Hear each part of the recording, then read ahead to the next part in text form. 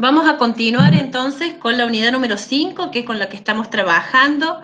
Cualquier duda o cualquier pregunta que me quieran hacer, activen el micrófono, me preguntan. Antes de continuar, les cuento que, bueno, estamos llegando al final de nuestro semestre de cursado, con lo cual vamos a terminar esta unidad número 5. La 4 y la 5 van a ir al segundo parcial, o sea, van a ser evaluadas en el segundo parcial, que está previsto para el 15 de junio. No obstante eso, algunas clases anteriores a ese parcial las vamos a aprovechar para ir dando la unidad 6, para que no nos quede todo amontonado en la última semana, la unidad 6 completa, que es muy importante porque al no ser evaluada en los parciales es básica para los exámenes finales. Y también vamos a tener recuperatorio y hemos previsto una autoevaluación. Entonces, para no amontonar todo, va a haber un par de clases muy probablemente antes del segundo parcial. Lo mismo que en la presencialidad nos pasaba. Dejábamos el segundo parcial bien sobre el final del semestre, pero teníamos que empezar antes a dar algo de la unidad 6. Por lo tanto, yo les voy a mandar el anuncio que corresponde en la fecha que sea, donde habilitaremos la última unidad de nuestro programa y con eso daríamos como culminado Estadística 1. Después vendrá la decisión institucional de cómo será el examen final, que por ahora no tenemos novedades al respecto y veremos si no se puede asistir a la facultad, que creo que no va a poder ser posible, ver la manera en la que podamos tener algún contacto más personalizado y poder tomar el examen final. Pero eso se los voy a avisar cuando nosotros también tengamos institucionalmente la novedad al respecto. Muy bien, comenzamos entonces con la distribución hipergeométrica o modelo hipergeométrico. Vamos a revisar hasta acá qué habíamos visto de esta unidad 5. Habíamos dicho que la unidad 5 va a trabajar con probabilidades, que la vimos en la unidad 3, va a trabajar con la variable aleatoria, que podía ser discreta o continua, y que trabajamos en la unidad 4. Y ahora veíamos que si esas variables aleatorias, discretas o continuas, tenían un cierto comportamiento, entonces podían seguir un modelo de probabilidad teórico especial según esas características que tenían. El primer modelo que vimos, al menos general para n individuos, fue el modelo binomial, que se basaba en una población dicotomizada, en donde seleccionábamos individuos, éxitos o fracasos, y en esas n pruebas independientes de una población muy grande o infinita, o bien con reposición de elementos, podíamos calcular las probabilidades y ver algunas características, tal cual lo vimos en el capítulo anterior. Vamos a continuar viendo el modelo hipergeométrico que es parecido al binomial con alguna diferencia que les paso a comentar. Por un lado, sigo teniendo una población dicotomizada. Esa población dicotomizada indica que, al igual que en la binomial, tengo en la población éxitos y fracasos. La principal diferencia es que ahora la población no es infinita, sino que es finita, o lo que es lo mismo, el muestreo se hace sin reposición o sin reemplazo. Es decir, antes en la binomial yo seleccionaba un individuo y ese individuo lo podría volver a seleccionar. Acá en la hipergeométrica selecciono un individuo o elemento u objeto y ese individuo elegido o elemento u objeto no vuelve a formar parte de la población, con lo cual la probabilidad ahora de éxito va a ir cambiando, porque voy a tener cada vez menos elementos. Parecido a lo que hacíamos cuando en probabilidad calculábamos, por ejemplo, la probabilidad de sacar sin reposición una bolilla de color rojo y no la poníamos de nuevo en la bolsa, por lo tanto la cantidad de rojos que quedaban en el total era diferente, era menor y las probabilidades iban cambiando, ¿sí? Entonces vamos a definir ahora la variable aleatoria X como el número de éxitos en n pruebas, pero sin reemplazo. Para poder trabajar con esta distribución, también necesito datos adicionales. Por un lado, conocer el tamaño de la población, o sea, los n mayúscula objetos que la constituyen a esta población finita, de los cuales voy a llamar K a los elementos de la población que son un éxito y por lo tanto n menos k a los restantes elementos que son fracaso. Entonces, Voy a seleccionar una muestra sin reemplazo de tamaño n y voy a denotar como x al número de éxito, así hemos definido nuestra variable, y entonces n menos x, ahora todo minúscula, será la cantidad de fracasos en la muestra, en esta muestra que hemos seleccionado. Entonces nos ubiquemos por un momento en que tengo una población de n mayúscula elementos que está dicotomizada, por lo tanto voy a tener k éxitos y n menos k fracasos. De esa población de tamaño n mayúscula, voy a seleccionar n minúscula individuos y también voy a poder tener éxitos y fracasos.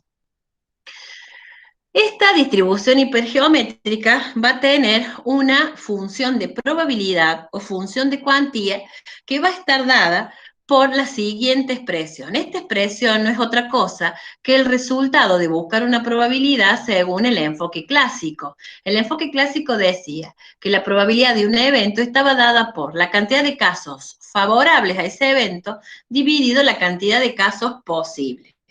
Entonces, la cantidad de casos posibles, que es el denominador, serán todos los conjuntos que yo pueda formar de n minúscula, que es el tamaño de la muestra, del total de individuos de la población, que es n mayúscula. Esos son todos los posibles conjuntos. Por ejemplo, si n mayúscula está formada por 50 empresas y yo selecciono una muestra de tamaño 10, todos los conjuntos que pueda formar o todas las formas posibles de seleccionar las 10 empresas del total de 50 van a formar parte de este denominador. Con respecto al numerador, voy a tener un combinatorio para los éxitos y un combinatorio para los fracasos. Entonces, voy a querer decir que quiero seleccionar X éxitos de los n individuos seleccionados en la muestra, que son estos, los n minúscula. Entonces, X éxitos de esta muestra indican n menos X fracasos de la misma muestra. Por eso voy a tener un combinatorio donde de los K éxitos en la población selecciono X éxitos en la muestra y de los fracasos en la población, que son N menos K, selecciono los fracasos de la muestra, que en este caso son N menos X.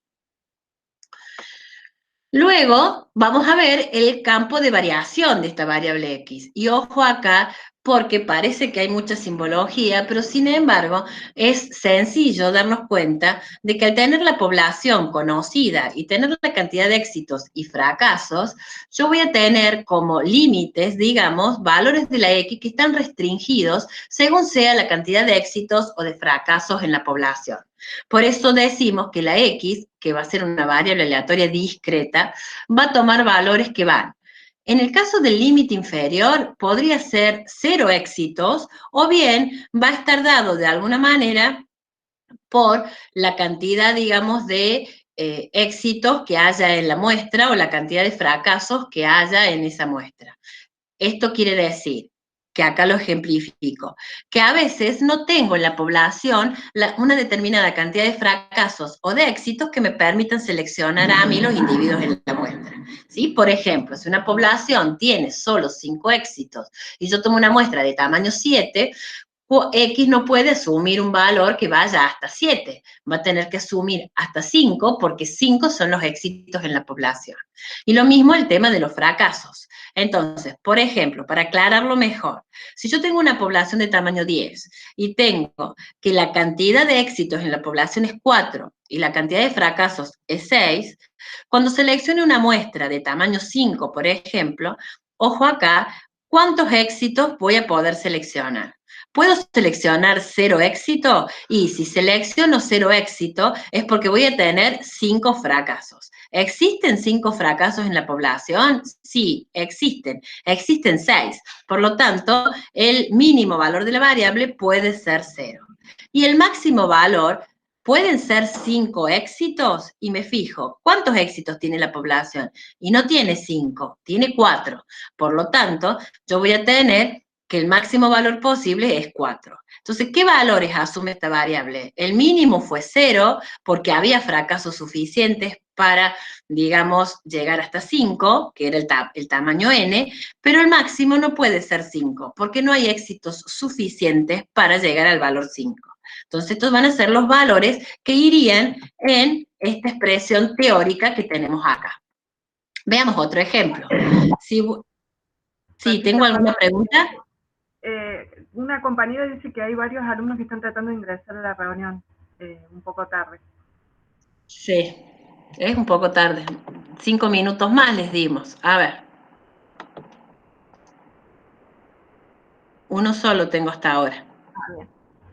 ¿Sí? Después, en tal caso, verán el video, porque si no, no podemos estar empezando o interrumpiendo a cada rato. Por eso les pido que se conecten unos minutitos antes y les pido, y nos quedamos unos 5 minutos esperando para que podamos, digamos, darle el acceso a todos. ¿De acuerdo?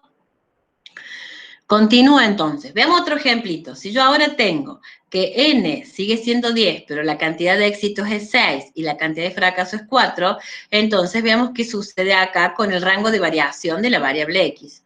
Vuelvo a seleccionar una muestra de tamaño 5. Entonces, ¿cuál sería el mínimo valor? Vamos a suponer que si este es la cantidad, el tamaño de muestra, que yo querer obtener x igual a 0, o sea, 0 éxitos, sería posible si los 5 restantes fueran fracasos. Pero me voy a los elementos de mi población y no tengo 5 fracasos. Solo 4 individuos podrían representar el fracaso. Por lo tanto, x no puede asumir el valor 0. Va a tener que asumir el valor 1 y ese será el mínimo valor. Y luego el máximo, que podríamos pensar en 5, veamos si hay 5 éxitos en esta población para que pueda realmente el máximo ser 5. Y efectivamente, K vale 6. Por lo tanto, tengo 5 éxitos. Entonces, para este ejemplo, la X va a asumir valores que van desde 1 hasta 5. Eso es lo que quiere expresarse acá con elegir el máximo valor que tenga que ver con 0 éxitos o vinculado a la cantidad de fracasos, y el máximo será el mínimo valor entre el tamaño de muestra o la cantidad de éxitos que tenga la población. Entonces, en ese sentido, yo voy a poder representar los límites. Siempre discreta, pero en binomial lo hubiéramos dicho de 0 hasta 5. Sin embargo, en hipergeométrica depende de la cantidad de éxitos y de fracasos que tiene la población. Pueden restringir los valores de la X, ya sea en su mínimo o en su máximo. Muy bien. Esta función de probabilidad tiene que cumplir con las condiciones que hemos visto para ser función de probabilidad. Por un lado, tenemos que sea no negativa, o sea, mayor o igual a 0, y por otro lado, tenemos la suma de todos los valores que asuma la variable, de todos los valores de probabilidad para esos valores de la variable tiene que ser igual a 1. O sea que las mismas condiciones que hemos estudiado en variable aleatoria se deben cumplir para que sea una función de probabilidad o una función de cuantía. ¿Sí? También podemos definirle la función de distribución, es decir, la función de distribución como la probabilidad acumulada hasta un valor particular.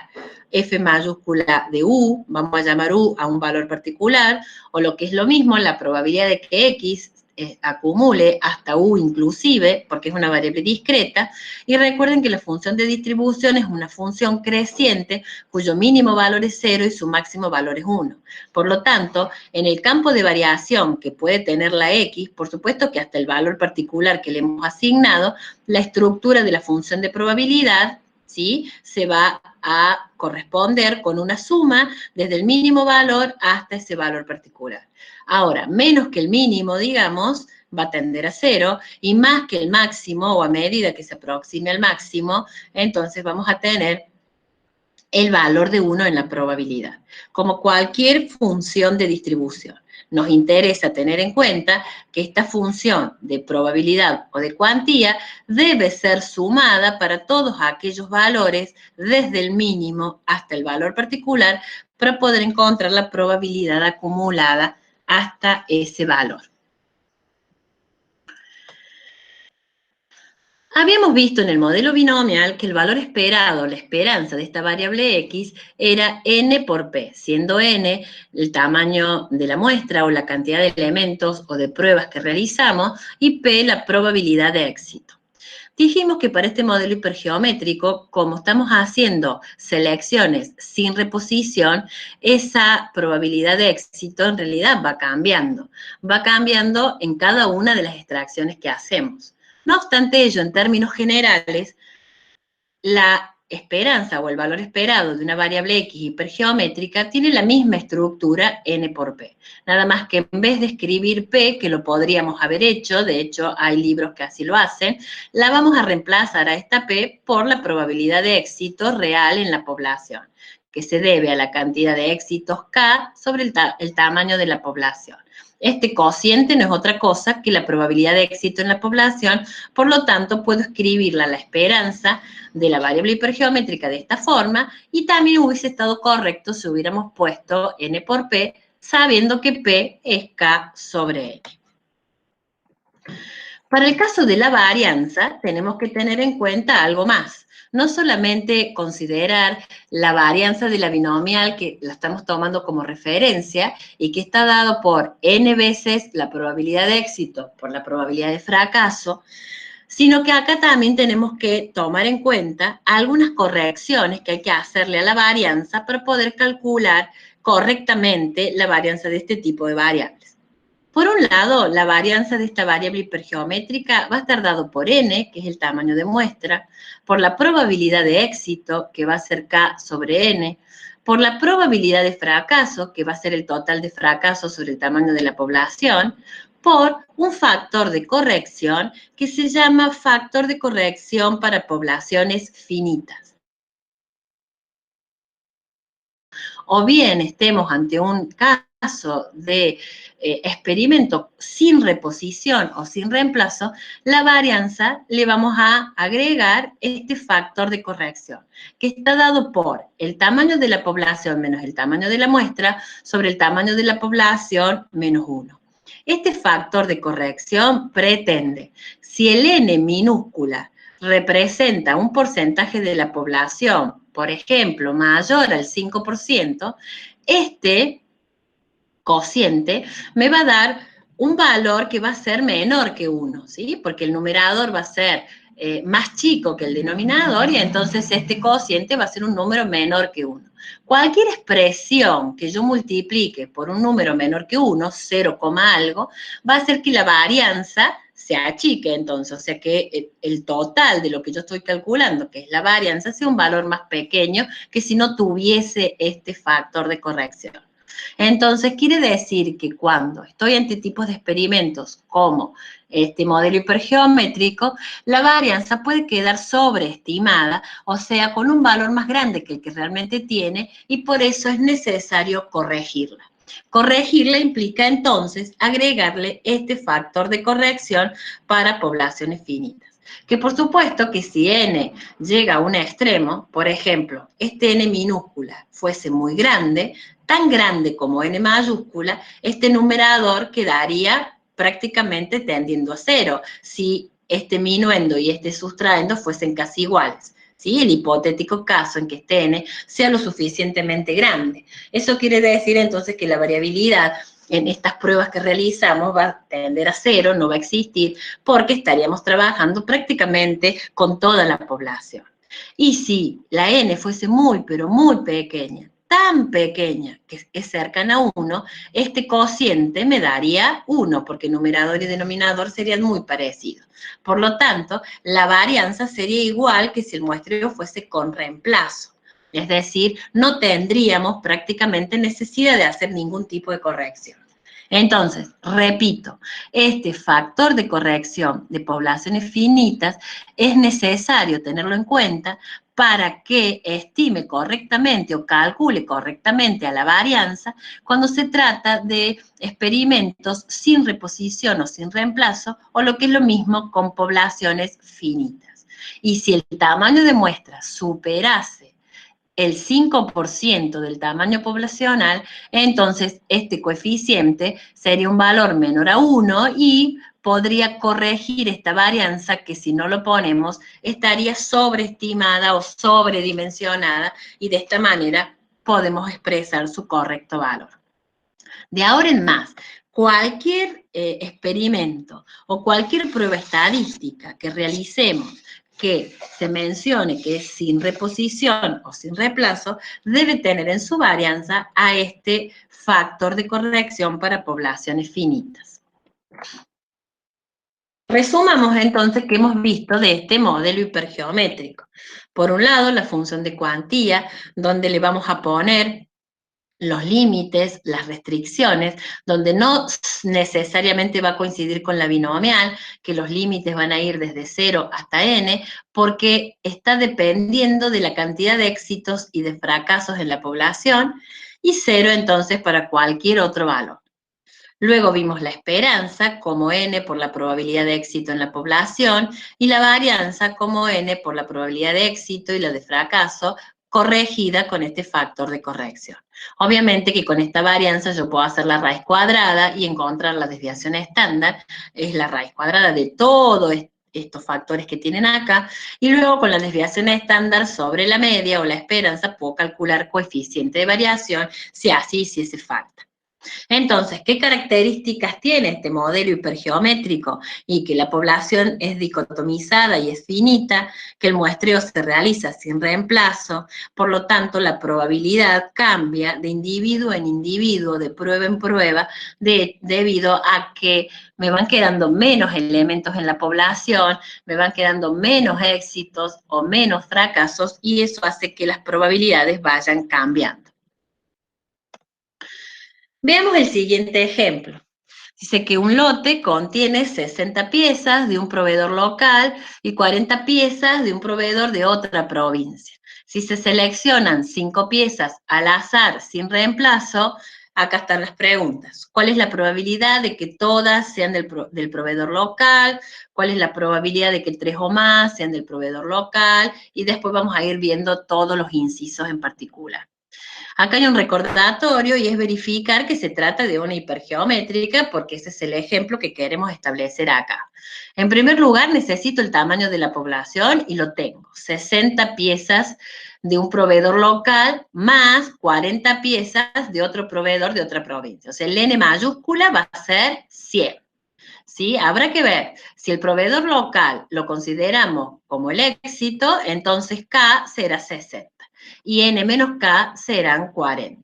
Si fuese el proveedor de otra provincia el éxito, este será K 40 y N menos K 60. Acá, por lo que vemos en las consignas, todo se refiere al proveedor local. ¿Sí? Entonces, los éxitos serán considerando el proveedor local, K éxitos, K igual a 60, N menos K igual a 40. Selecciono 5 piezas al azar, o sea que el N minúscula es igual a 5, y sin reemplazo o sin reposición.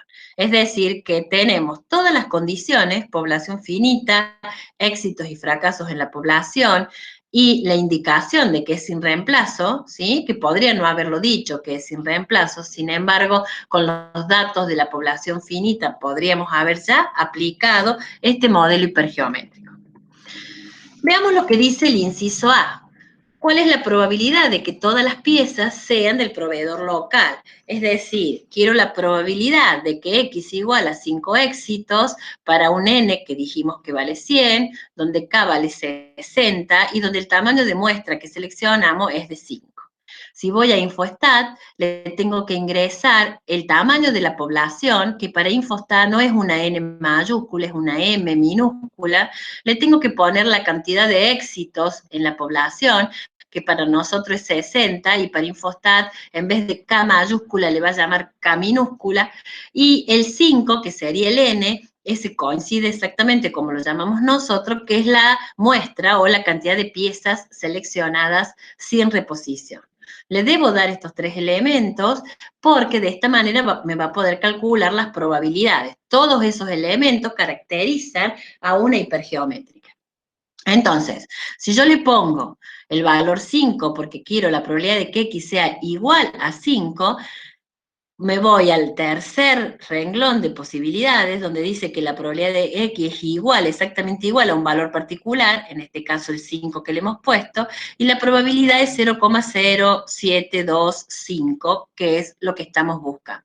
Fíjense, Esto es, por InfoStat, buscando la hipergeométrica.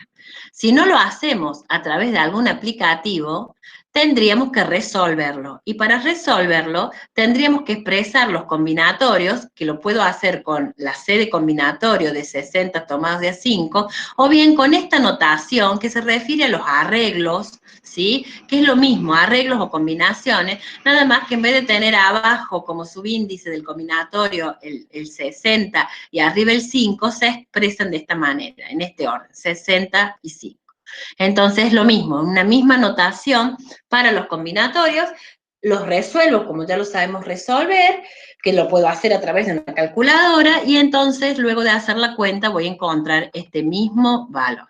La idea de poder usar un software o un aplicativo es evitar hacer cálculos que, fíjense, en este caso son 60 factorial sobre 5 factorial por 55 factorial, donde van a quedar números que son un poco, digamos, grandes para hacer operaciones, sí o sí necesitamos una calculadora, y luego hacer todos los otros combinatorios para poder resolver, ¿sí?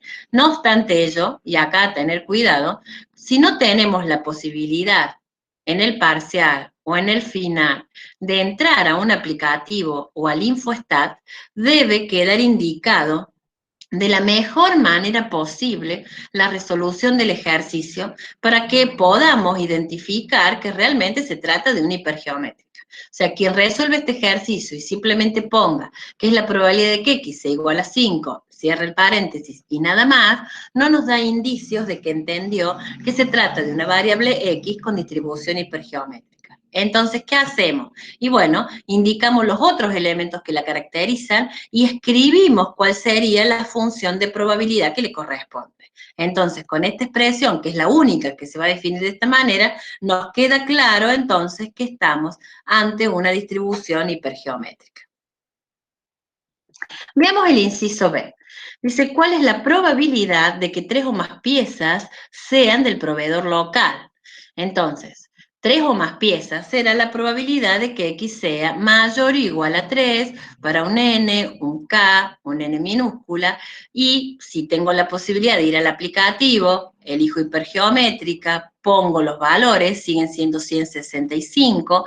Como acá quiero la probabilidad de que X sea mayor o igual a 3, observen que lo que yo tengo acá es mayor que un valor o menor o igual que otro valor o exactamente igual.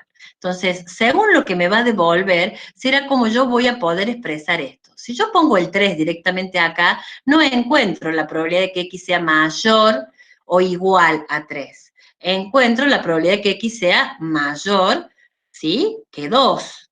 Mayor o igual a 3 es lo mismo que sea mayor que 2.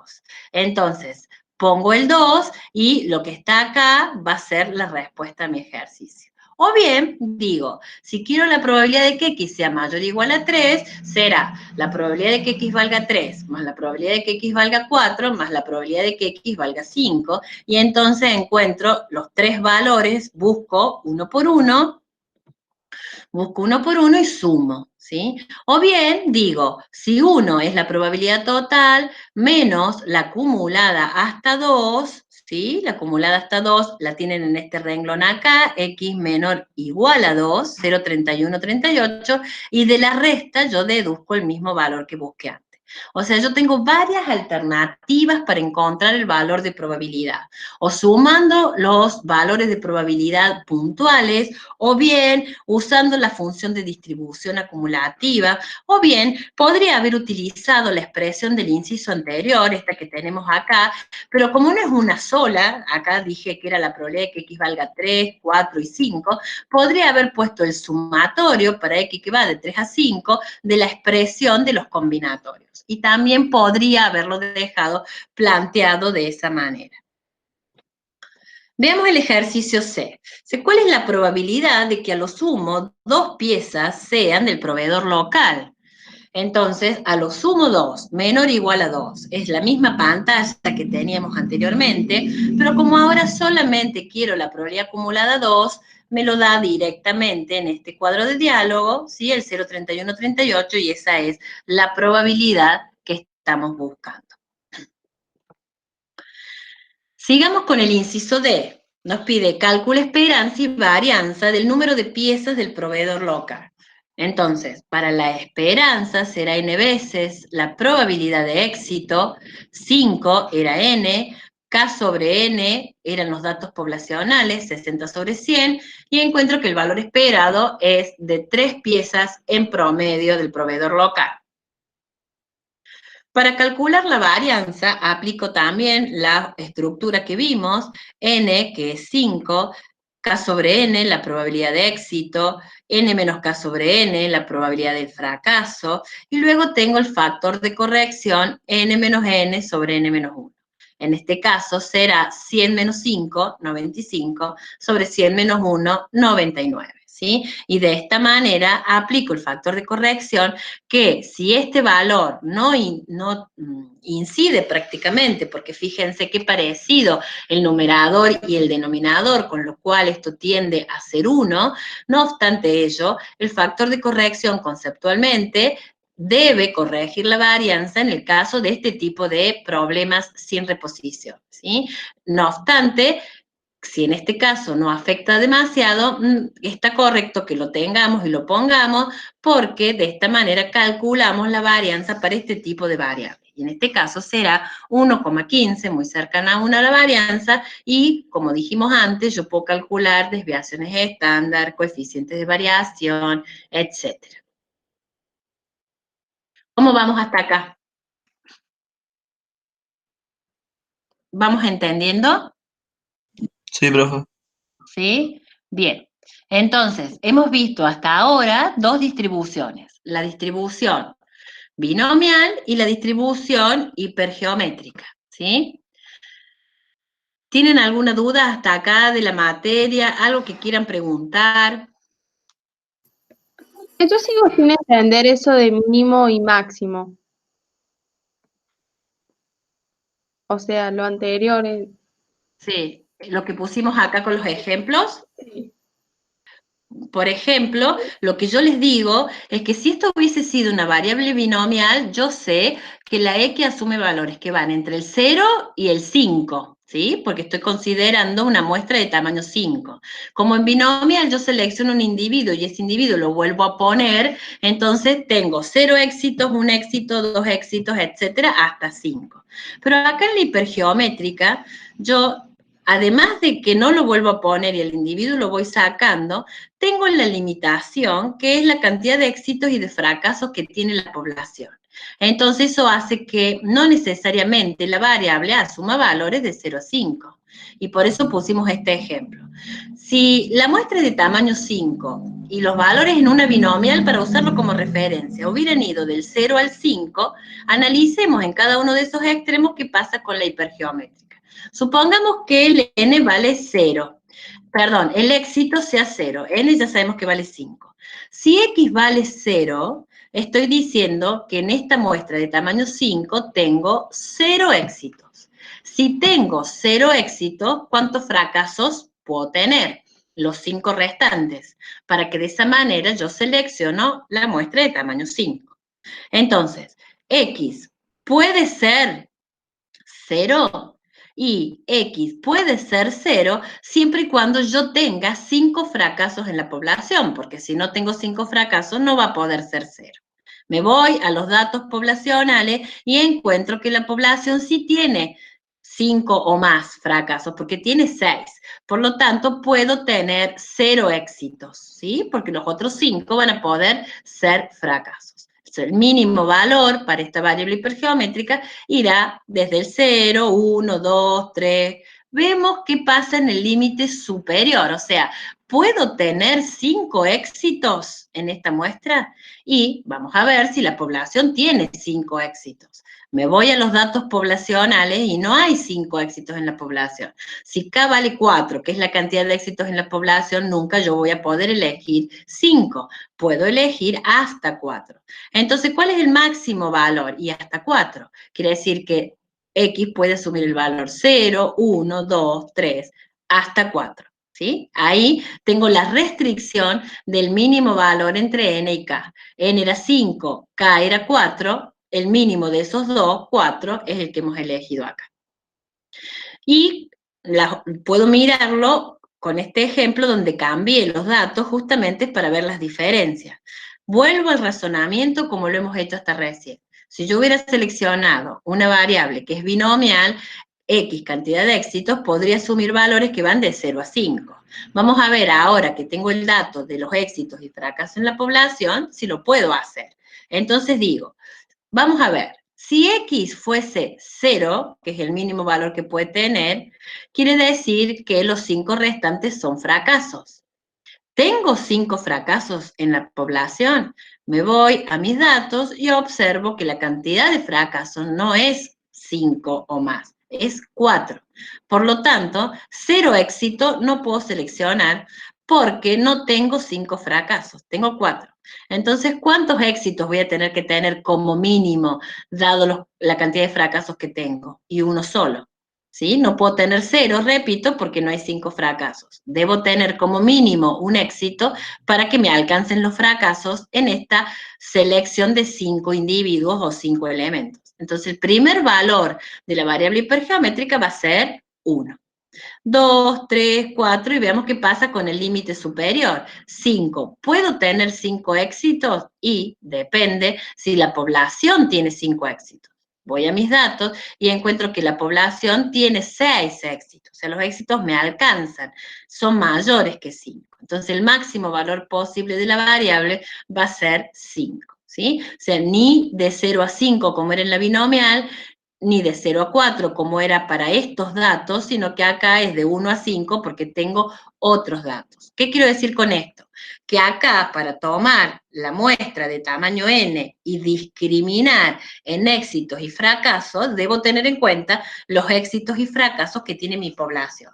Acá hemos puesto valores chiquitos, ¿sí? Es muy probable que si yo tengo 100 éxitos y tengo 300 fracasos y tomo una muestra de tamaño 20, no tenga que estar haciendo esto. Seguramente del 0 al 20 voy a tener los éxitos igual que en una binomial. ¿Por qué? Y porque estoy dando como ejemplo que tengo 100 éxitos en la población y 300 fracasos en la población, con lo cual son mucho más grandes que un n igual a 10 o a 20 o a 30, y entonces no voy a tener que fijarme en las restricciones.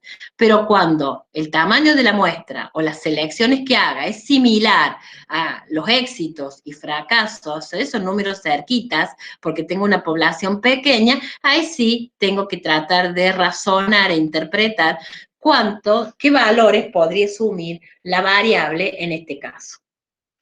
¿Se entendió? Sí, muchas gracias, profe. ¿Tienen alguna otra duda de esta distribución? ¿No? ¿Hasta acá de esta unidad hay alguna otra consulta, alguna otra duda que tengan? ¿No? Yo preferiría empezar el día jueves, así que tengamos clases más bien cortas, que lleguen como máximo a 1 hora o 50 minutos para que no queden los videos tan largos, y empezar la Poisson con la exponencial, que están totalmente relacionadas en la próxima clase. Esa va a ser un poco más larga de estas dos últimas que hemos tenido, para ver los dos modelos, pero están tan relacionadas que no me gustaría cortar a la mitad, entonces vamos el jueves a desarrollar esas dos distribuciones, ¿sí? Yo después les voy a mandar un breve calendario de cómo nos vamos a distribuir en estos últimos días de clase, para las clases de la unidad 5, de la 6, los prácticos, ¿sí? Para poder tener, digamos, abarcado todo el resto de materia que nos queda. ¿Estamos de acuerdo? Profe, Sí.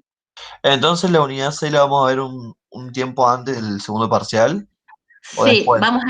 vamos a empezar un tiempito antes. Yo voy a empezar a dar un par de clases antes del parcial, no mucho, pero sí vamos a ver por lo menos toda la primera parte para que nos alcance el tiempo, para no tener en la última semana clases tan largas, ¿sí? Porque ni bien terminemos con esto, con los videos que ustedes tienen ya de las clases teóricas, más los videos de los ejercicios prácticos ya resueltos, y más el material, van a ver que tienen como repetidas las cosas por todos lados. Así que será cuestión de sentarse a mirar y a leer para terminar con la unidad 5.